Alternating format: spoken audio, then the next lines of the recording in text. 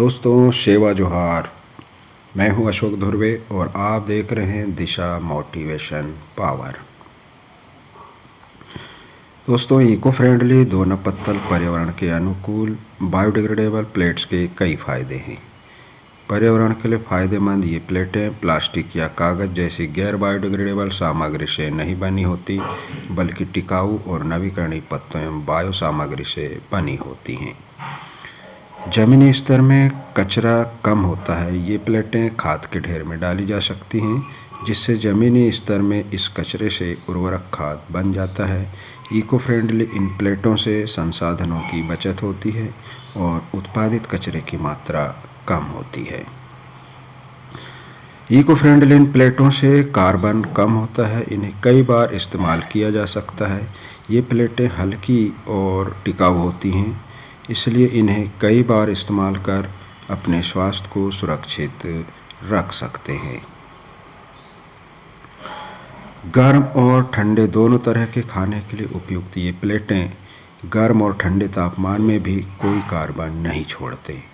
हर तापमान का सामना कर सकती हैं। कई तरह के डिज़ाइन में उपलब्ध ये प्लेटें कई तरह के आकार, डिज़ाइन और रंगों में उपलब्ध होती हैं। लिंगोज़ वेलफेयर सोसाइटी इको फ्रेंडली दोना पत्तल के इस प्रोजेक्ट से सैकड़ों महिला पुरुष को रोजगार देने का कार्य कर रही है, ताकि हम पर्यावरण को बचाने में सफल हो सकेंगे। अगर आप भी इस प्रोजेक्ट से जुड़कर अपना स्वरोजगार करना चाहते हैं तो हमें फॉलो कीजिए। आगे हमारे मोटिवेशनल वीडियो में बताया जाएगा कि हम पर्यावरण को बचाने के लिए किस तरह के प्रोजेक्ट पर काम करने वाले हैं। दोस्तों, प्लास्टिक डिस्पोजल प्लेटों से पर्यावरण को कई तरह से नुकसान होता है।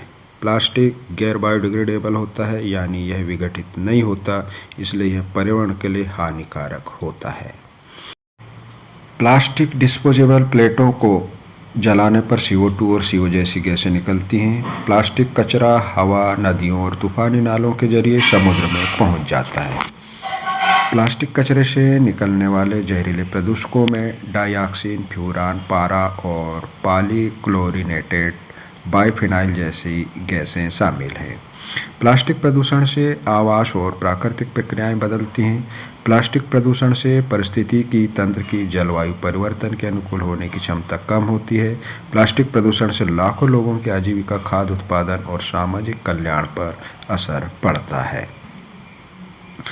प्लास्टिक उत्पादन की बढ़ती दर हमारे समाज के कई क्षेत्रों में समस्याएं पैदा करती हैं। यह कचरे और प्रदूषण की समस्याओं में योगदान दे रहा है। यह हमारे स्वास्थ्य को प्रभावित कर रहा है और यह हमारे महासागरों और वन्य जीवन को खतरे में डाल रहा है। प्लास्टिक के खिलाफ विकल्प देने के लिए हमारे आसपास बहुत ऐसे प्राकृतिक स्रोत हैं जिनका उपयोग करके हम प्लास्टिक के प्रदूषण से निपटने में कामयाब होंगे। कुछ इस तरह के प्रयास लिंगोज़ वेलफेयर सोसाइटी कर रही है। Thank you. Lingos welfare society committed to give you a new direction, educate and motivate। सेवा जोहार साथियों।